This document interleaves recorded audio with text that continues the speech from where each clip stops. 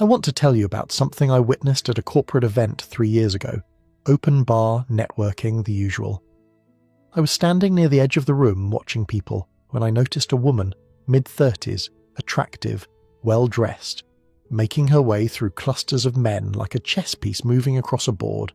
She wasn't doing anything obvious, no touching, no overt flirtation. But she was doing something. A lingering glance here, a laugh that lasted a beat too long there, a touch on the arm while making a point, a comment about how impressive someone's work was delivered with eye contact that said more than the words. By the end of the night, she had 3 different men offering to help with her project. One had promised an introduction to a key client, another had volunteered to review her proposal over coffee, the third had invited her to an exclusive industry dinner. She hadn't asked for any of this directly, she'd simply created conditions where men competed to offer it. On the drive home, I mentioned this to a female friend who had been at the same event.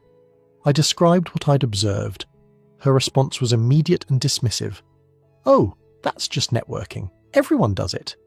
But everyone doesn't do it. The men in that room weren't doing it. They were exchanging business cards and talking about deliverables. They were operating in a world of explicit transactions. She was operating in a different world entirely, a world of implication and suggestion, a world where power flows through channels that officially don't exist. This is the feminine power play that no one explains. Not because it's secret, it's happening everywhere, in plain sight, every single day. But because acknowledging it would require admitting something that contradicts several dominant narratives simultaneously. It would require admitting that women have power, real power, power that operates outside formal hierarchies and official rules, power that is invisible precisely because we've been trained not to see it. Let me be clear about what I'm not saying. I'm not saying all women do this. I'm not saying this is evil or wrong. I'm not saying men don't have their own forms of power. What I'm saying is that there exists a sophisticated system of influence that women can deploy, that many women do deploy, and that we collectively pretend doesn't exist because acknowledging it would complicate the story we've agreed to tell about gender and power. Let's start with the attraction double standard, because this is where the invisible rules become most visible. We've all been taught that objectification is wrong, that unwanted attention is harassment, that women should be able to exist in public spaces without being approached or admired or commented upon. These are the stated rules, but watch how the rules actually get applied. A man who is unattractive approaches a woman at a bar. He's polite, he's respectful. He introduces himself and asks if he can buy her a drink. She rolls her eyes, she turns away. She tells her friends about the creepy guy who wouldn't leave her alone. Later, another man approaches. Same bar, same woman, same approach. But this man is 6'2" with a chiseled jaw and an expensive watch. Suddenly the approach isn't creepy, it's confident, it's flattering, it's exactly the kind of attention she came here hoping for. The behaviour was identical, the reception was opposite. Now, you might say, attraction is subjective. Of course she responds differently to men she finds attractive versus men she doesn't. That's just human nature. And you'd be right. But here's the problem. The rules we've built, the policies and HR guidelines and social norms, they pretend this distinction doesn't exist. They treat unwanted attention as a category that can be defined objectively, when in practice whether attention is wanted depends almost entirely on who's providing it. The same comment, the same glance, the same invitation can be charming from one man and harassment from another. Not because the behaviour differs, but because the source differs. His creates an environment of radical uncertainty for men. The rules say don't make women uncomfortable, but comfort depends on factors entirely outside his control. He can't know in advance whether his attention will be received as flattery or threat. He can follow every written guideline perfectly and still be labelled a creep because she didn't find him attractive enough to welcome his existence. Meanwhile, the attractive man can push far past those same guidelines and be celebrated for his boldness. I've watched this play out in corporate environments so many times it's almost boring. The average-looking guy who gets reported for saying someone's dress looks nice. The handsome executive whose identical comment generates a blush and a thank you. Same words, same context, opposite outcomes, and everyone pretends not to notice that the difference isn't in the behaviour, it's in the face it came from. This connects to something deeper. Beauty as social currency. We pretend we've moved past the era when female attractiveness translated directly into advantage. We haven't. We've just become less honest about it. An attractive woman navigating a room full of men has access to doors that remain closed to others. Not always, not universally, but often enough that it constitutes a systematic advantage. Her beauty creates a gravitational field that warps the behavior of men around her. They listen more attentively, they forgive more easily, they offer more readily. They want to be near her, to please her, to be approved by her. And this wanting translates into real-world benefits. Some women are highly conscious of this dynamic and deploy it strategically. They understand that their appearance is an asset to be leveraged, not merely an identity to be protected from objectification. They know that charm and flirtation, properly calibrated, can open doors that would require years of credential building to open otherwise. They're not doing anything illegal. They're not doing anything explicitly wrong. They're simply using every tool available to them. But we don't talk about this. We don't acknowledge that this form of power exists, that it creates advantages, that it operates parallel to, and often outside of meritocratic structures. And here's where it gets interesting. The same cultural framework that prohibits objectification simultaneously encourages women to maximize their appearance. Be beautiful, be confident, know your worth, expect the best. But also, any attention you don't want is harassment. These messages coexist without anyone acknowledging the tension between them. She's encouraged to cultivate attractiveness, and then protected from any consequences of that attractiveness she doesn't personally select. She's building a powerful signal, and then controlling entirely who's allowed to receive it. The feminine energy as influence strategy takes this further. I've watched women who consciously project high status and watch the world rearrange itself around them. They expect expensive things and men provide them. They express desires casually and men scramble to fulfill them. They act as though they deserve princess treatment and receive it. Not because anyone owes them anything, but because their expectation creates a social pressure that most people find easier to satisfy than resist. This is soft power in its purest form. It's influence without authority, control without command, leadership through implication rather than instruction, and it's devastatingly effective. A woman who projects high self-worth, who behaves as though she's valuable and expects to be treated accordingly, will generally find herself treated that way. The expectation shapes the response. The frame determines the outcome. Men who understand this dynamic find it maddening because it operates in a register they weren't trained to perceive. Male power tends to be direct. Hierarchy, resources, formal authority, chain of command. I'm your boss, so you do what I say.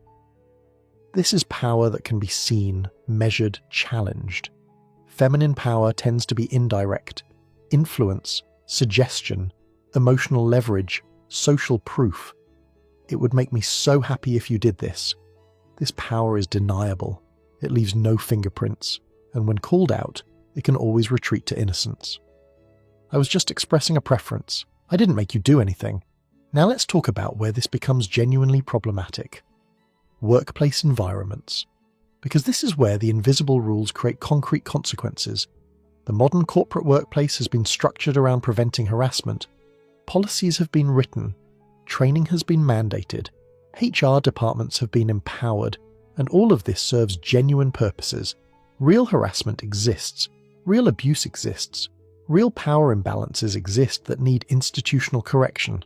I'm not denying any of that. But the system that was built to address real problems has also created something else. An environment of ambiguity and fear that can be exploited by people operating in bad faith. Here are some uncomfortable statistics that anyone who works in this space knows but rarely discusses publicly. A significant percentage of formal harassment complaints are filed simultaneously with termination disputes. Many complaints are dismissed for insufficient evidence. Some are settled not because the company believes wrongdoing occurred, but because settlement is cheaper than litigation. And the cost of being accused, even falsely, even if ultimately exonerated, can be career-ending. This creates an asymmetrical risk structure. The person who makes an accusation often faces minimal consequences if the accusation isn't substantiated. They might not win the case, but they won't lose much either. The accused, however, faces investigation, reputation damage, possible termination, regardless of whether they're ultimately vindicated. The process itself is punishment. The cloud of suspicion lingers.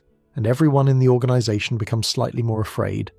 Some people have recognized this asymmetry and understand, consciously or unconsciously, that it can be leveraged. I'm not saying this is common. I'm not saying most accusations are false or strategic. But I am saying that a system with this incentive structure will inevitably attract some exploitation.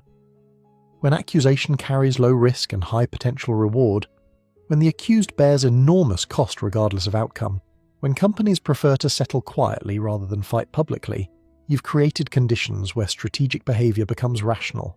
Let me describe what I've seen happen in practice. Not once, but multiple times across different organizations, a relationship develops between two colleagues. It ends, maybe badly. One party has access to the asymmetrical power structure. They file a complaint alleging that what was once consensual was actually coerced, or that post-breakup behavior constitutes harassment, or that workplace interactions now feel uncomfortable. The company, terrified of liability and publicity, initiates an investigation. The accused is suspended, their projects reassigned, their reputation already damaged. By the time the investigation concludes, if it concludes in his favour, the damage is done. He's marked. His colleagues eye him differently, his upward trajectory has stalled. Meanwhile, the accuser has sometimes leveraged the situation into a settlement, a severance, or simply the satisfaction of revenge. Again, I want to be extremely clear, most harassment claims are genuine. Most women who report problems are reporting real problems. I'm not undermining that. But I'm also not going to pretend that a system with exploitable weaknesses isn't sometimes exploited. And I'm certainly not going to pretend that acknowledging this exploitation is somehow anti-woman. Recognizing that some individuals abuse a system is not the same as saying all individuals abuse it. Nuance exists. We're allowed to hold both truths simultaneously. The media and cultural narratives have made this worse. Over the past decade, we've undergone a massive shift in how accusations are received. Movements that highlighted real abuse, that brought down genuine predators, that gave voice to legitimate victims, also shifted the default assumption. Believe Women became not just a rallying cry but an institutional posture. To question, to examine evidence, to demand due process began to feel like siding with abusers. The framework of victim and perpetrator became so dominant that any deviation from it felt like betrayal. I understand why this happened. Victims had been disbelieved for too long.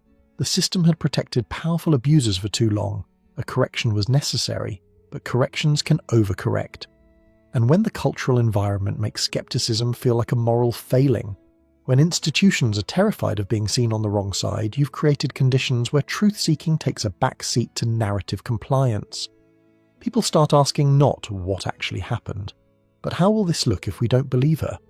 This connects to a deeper structural problem: subjective standards versus objective rules. Current harassment policies rely heavily on perception and experience. Did the behavior make her feel uncomfortable? Did she perceive it as threatening? Did the environment feel hostile? These are inherently subjective criteria. They depend on individual interpretation rather than measurable fact. And while there are good reasons for considering subjective experience, building an entire disciplinary structure around it creates massive enforcement problems.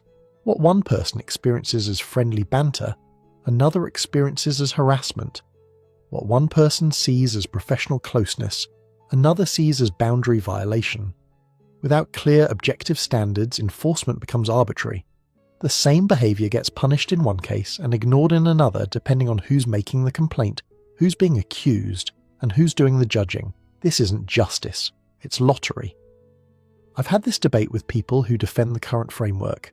They argue that objective standards would be too rigid, would fail to capture the nuance of human experience, would let too many bad actors escape through technicalities.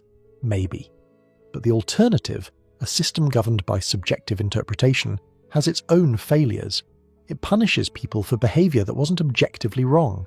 It lets other people escape because their victims didn't feel empowered to complain. It creates uncertainty that prevents normal human interaction. At some point you have to ask which set of failures you're willing to accept. And right now, we've chosen failures that create maximum fear and minimum clarity. Here's what happens in ambiguous systems. Power determines outcomes more than evidence does. When there are no bright lines, when everything depends on interpretation, the person with more leverage usually wins. Sometimes that's the accuser, sometimes it's the accused. It depends on who has more organizational power, more social capital, more friends in the right places. A complaint against a high revenue-generating executive might quietly disappear, while a complaint against a replaceable mid-level employee gets maximum enforcement. Justice becomes a function of leverage rather than fact. And here's the cruel irony. The system that was built to protect vulnerable people, including vulnerable women, often fails them too. A young woman early in her career, facing harassment from a powerful figure, brings a complaint. But that figure brings in revenue, has connections, has been with the company for decades. The investigation finds insufficient evidence, not because it didn't happen, but because powerful people are skilled at not leaving evidence. She's quietly transferred to another department. The message is received by everyone watching, complaint carefully, power still wins. The grey areas have become terrain for strategic exploitation. When boundaries aren't clearly defined, they can be enforced selectively. When violations are matters of interpretation, interpretation can be weaponized. Some people have learned to navigate this ambiguity masterfully. They know how to position themselves as victims when it's advantageous. They know how to create paper trails that support narratives that may not reflect reality. They know that in a he-said-she-said environment, whoever tells the more compelling story often wins. I'm going to say something that sounds paranoid but reflects reality as I've observed it. Some men in corporate environments have begun walking on eggshells constantly. They won't meet alone with female colleagues. They won't mentor women. They won't travel with women. They won't have drinks after work with women. They won't provide the kind of informal support and access that helps careers advance.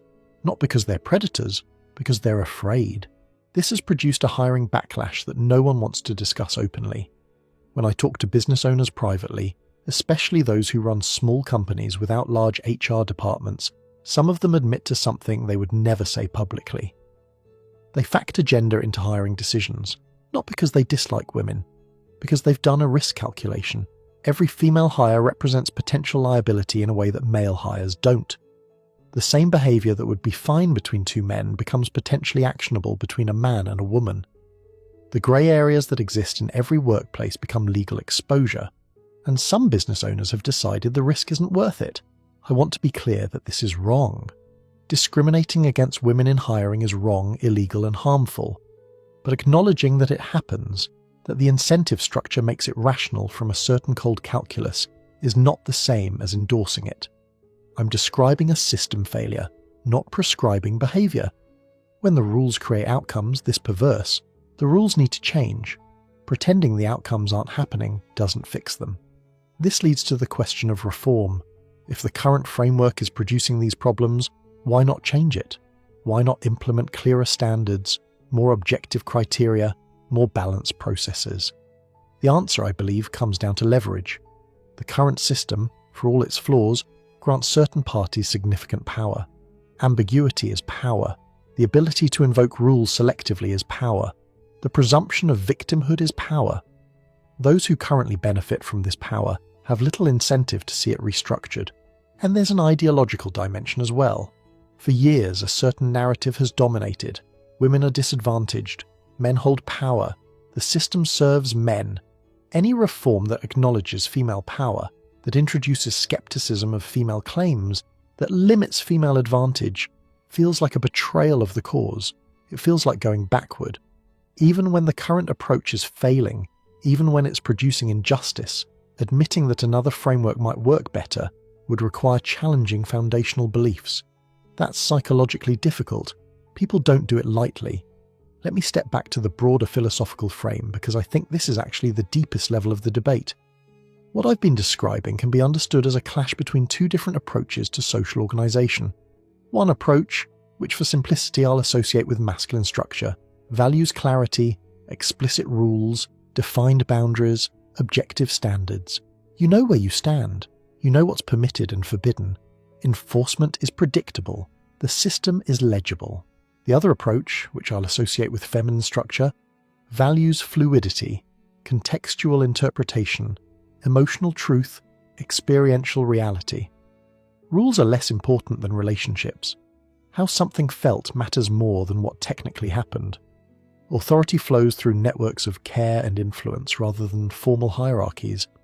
Both approaches have strengths, both have weaknesses. Neither is inherently superior, But when you combine them in a single institutional environment without acknowledging what you're doing, you get chaos. You get masculine structures officially governing while feminine dynamics operate underneath. You get written rules that say one thing while unwritten rules say another. You get men trying to follow the explicit code while women navigate the implicit one, and you get constant collision between the two systems. The current workplace environment is this collision playing out in real time. Officially, we have objective standards and formal processes. Unofficially, we have subjective interpretation and emotional reality. Officially, everyone is equal and behavior is evaluated without regard to personal characteristics. Unofficially, the attractiveness double standard operates constantly. Officially, we have due process and presumption of innocence. Unofficially, an accusation often functions as conviction. What would resolution look like? I think it requires honesty first.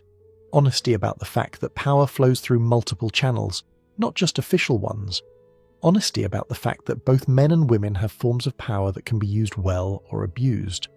Honesty about the fact that systems designed without acknowledging human complexity will fail in complex human ways. Then it requires structural changes, clearer standards, more objective criteria, real due process for the accused, consequences for knowingly false accusations, acceptance that some genuine harassment might escape punishment if we're not willing to also punish the innocent. These are hard trade-offs, but pretending we can have it all, that we can catch every perpetrator while never harming the wrongly accused, is fantasy. Reality requires choosing which failures you'll accept, and finally, it requires something like mutual disarmament. Men need to acknowledge that historically they've had forms of power that were often abused. Women need to acknowledge that currently they have forms of power that can be abused. Both need to stop pretending that power is a one-way street, that only one gender has ever had or could ever abuse advantage. Moral clarity requires seeing the full picture, not the ideologically convenient slice. Let me bring this back to where we started. The woman at the corporate event, navigating through clusters of men, engineering outcomes without ever appearing to request them. She wasn't doing anything wrong. She was being effective. She was using skills she'd developed, advantages she possessed to advance her interests. Men do the same thing with their own forms of power constantly. The problem isn't that women have this power. The problem is that we pretend they don't. We've constructed entire ideological frameworks around female powerlessness that contradict observable reality. We've built institutional structures that treat women as default victims while ignoring the ways they can be default victimizers. We've created taboos around even discussing female power that make honest analysis impossible. Meanwhile, the reality operates underneath the ideology. Women continue using soft power to shape outcomes. Men continue navigating a landscape they're not supposed to acknowledge exists. Institutions continue failing both in predictable ways because they're built on premises that don't match reality. And everyone involved suffers from the dishonesty. I've been doing this work for over a decade. I've watched these dynamics play out in relationships, in workplaces, in social environments, in public discourse. And what strikes me most is how much energy goes into maintaining the pretense that power only flows one direction. Every day, ordinary people witness the feminine power play in action. They see women deploying influence through channels that officially don't exist. They see men constrained by rules that women navigate around effortlessly. They see outcomes that make no sense if you only consider formal power structures, but perfect sense if you consider informal ones. But they can't say any of this, not publicly, not in polite company. Acknowledging female power feels like attacking women. Discussing asymmetric incentive structures feels like undermining harassment victims. Questioning the current framework feels like siding with predators. So everyone remains silent while the system malfunctions in plain sight. I'm not silent because I don't care about women. I'm not silent because I support harassment or abuse. I'm not silent because I think men are victims and women are villains. I care about accuracy. I care about systems that work. I care about honesty as a precondition for functional institutions and relationships. And right now, our collective dishonesty about the nature of power is breaking things that don't need to be broken. The feminine power play isn't mysterious. It isn't complicated. It operates according to predictable dynamics using predictable tools, attraction differentials, beauty premiums, soft influence, emotional leverage, strategic ambiguity, victimhood positioning. These aren't dark arts known only to a few. They're strategies used constantly, sometimes consciously, sometimes instinctively, by enormous numbers of people. What would change if we acknowledged all this?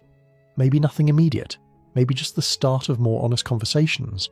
Conversations where men can describe their actual experiences without being labelled misogynists. Conversations where women can be recognised as full agents with real power rather than perpetual victims of male oppression. Conversations where institutional design can be informed by reality rather than ideology.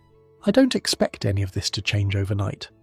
The current narratives are too entrenched, too emotionally invested, too institutionally defended. But change starts with someone saying the obvious thing that everyone sees, but nobody is supposed to mention. It starts with naming the dynamic that operates in plain sight but remains somehow invisible. It starts with refusing to pretend that power is simpler than it actually is. Tell me what you've observed in the comments. Have you watched the feminine power operate in your workplace, your social circle, your relationships? Have you seen the double standards in action? Have you experienced the asymmetry, either as beneficiary or victim? The more specific you are, the more everyone learns. Because this isn't conspiracy theory. This isn't misogyny dressed up as analysis. This is pattern recognition. And your pattern might be exactly what someone else needs to understand their own situation.